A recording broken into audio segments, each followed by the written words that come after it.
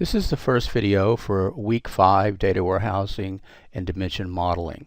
So let's take a look at it and open up, see what specifically we're going to be covering this particular week. You're going to be provided with an access to SQL Server 2008 Release 2 with a Microsoft sample database entitled AdventureWorks already installed, and some other databases as well that have been already installed that you will be able to actually work on. We're going to walk you through the video. It's going to walk you through the various processes of actually constructing and talking about how you develop a data warehouse. And we're also going to expose you a little bit to the tool that Microsoft provides called SQL Server Integration Services. That's including how you control the flows, the actual process itself, the data flow. We'll discuss defining dimensions, loading them, and actually defining fact tables as well, and the role they play in data warehousing. Then we're going to use SQL Server Analysis Services to actually develop what's called an OLAP cube, or dimensional cube of data there, and we'll be able to browse it as well. So the intent here is to walk you through the whole process. We're not going to ask you to actually do any sort of something new other than things that we already sort of specifically do here. But at the end of the video, you're going to be asked to describe in your own words what sort of other OLAP, that stands for Online Application Processes, and the applications a business might develop, and how this would fit into a business process. And there are going to be some other questions as well. So let's get started.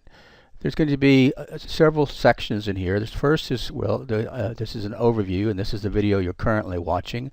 And we'll introduce you to the actual structure that we're going to be using, and use a very good sort of diagram as a roadmap.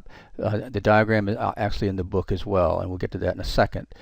Then we're going to talk about the critical process in developing a data warehouse. And that's something called ETL, which stands for Extract, Transform, and Load. We're going to overview what's done in that process. Then we're going to look at SQL Server Integration Services. We're going to walk you through the construction of the process and actually develop a data mart. And you can follow along in your own database as well. Finally, we're going to expose you to what's called SQL Server Analysis Services, and that's where we're going to develop the actual cube, the data cube, and browse it and see what's there.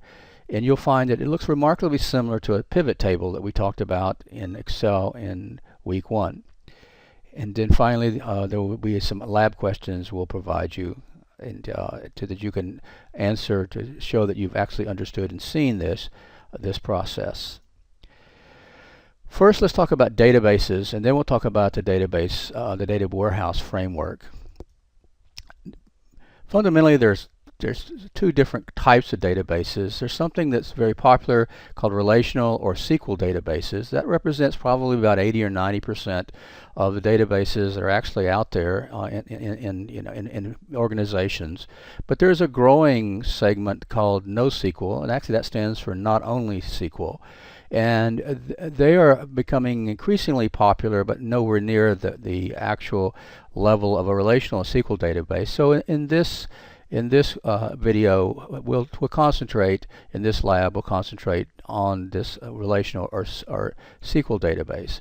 And you can conceptually think of a relational database primarily as a set of tables and relationships between the tables and specifically a table can be one of 4 things. It can be a person, it can be a place. A person, a good example of a person, it would be a customer or an employee.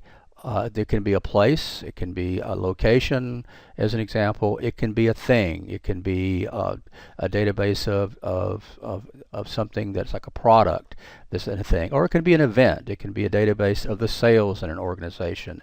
So a table can be any one of these things, and there will be a collection of them inside a database, and then the relationships between them. The characteristics of a relational database: first of all, they're great for collecting transactional level data. They're very efficient, they minimize duplication, and mostly they're pretty accurate in terms of maintaining data quality for individual transactions. And as we use these in an organization, some problems begin surfacing after a period of time. First of all, they get bigger. That means they're harder to query in a timely manner. So when we go in and ask questions of our database, the response time continually increases to a point that almost could be unacceptable as things start from what would take initially seconds, turn to minutes, turn to hours. And in some cases, we have to run sometimes things overnight to get responses. And that's becoming increasingly unacceptable in today's fast-paced environment. Another thing is that querying these guys, we can also can interfere with the current operations. That if you're actually querying your database and at the same time you're trying to update it, that also slows down the actual transaction processing. Finally, much of the content is historical in nature and not directly relevant to our current operations. As we gain more and more historical data, we really don't need this in the day-to-day operations there. So we might want to think about how we can abandon that, make the databases smaller, faster, and more efficient. And finally, organizations oftentimes have a number of different relational databases to start with.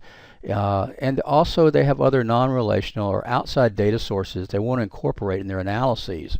A good example would be you want to do a customer analysis of what your customers look like, but you want to bring in census data and combine it with your customer analysis data so you can slice and dice based on what they look like compared to census tracts where they might be living and how they differ from what the people that are in those census tracts or where they are.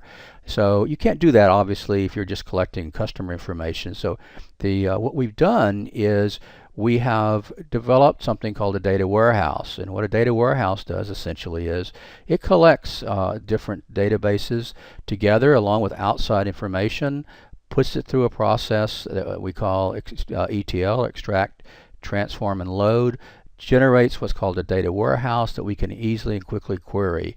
And we'll talk a lot about that in the next video when we talk about the data warehousing framework.